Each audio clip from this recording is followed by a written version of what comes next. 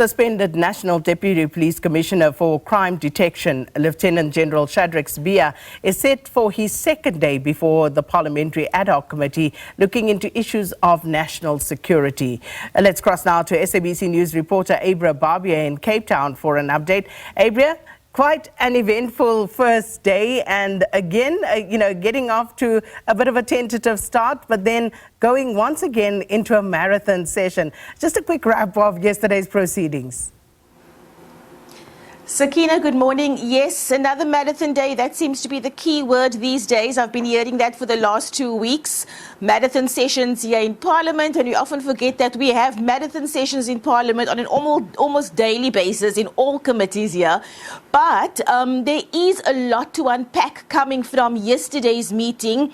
The suspended Deputy National Commissioner, I don't even know where to start, Sakina, because so much was covered yesterday, but today we're going to be expecting a whole lot more to come out. Of course, we have the MPs who are going to be questioning the commissioner today, the suspended deputy commissioner today. But what came out yesterday is at the end, his testimony was closing, the evidence leader, advocate Arendse, he wrapped up the session, and then Sibiya actually asked if he could make some closing remarks, which I found quite unusual.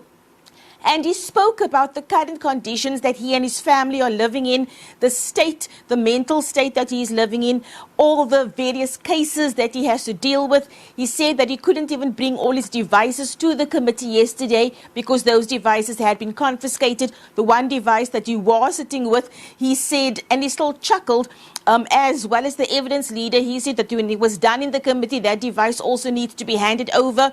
So he basically painted a picture of what he's been going through, telling the nation that what's happening with him is very, very unfair, saying that him being called a bad cop, a corrupt cop, saying that the General Mkwanazi saying he would never ever shake his hand because a policeman and a criminal can't sit together.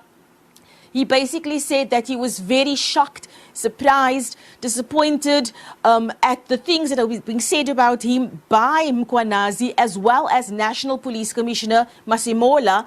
And he basically just told MPs that he is going through a lot on his own. On a personal level, he is going through a lot, but he said he was happy to be before the committee to give his side of the story.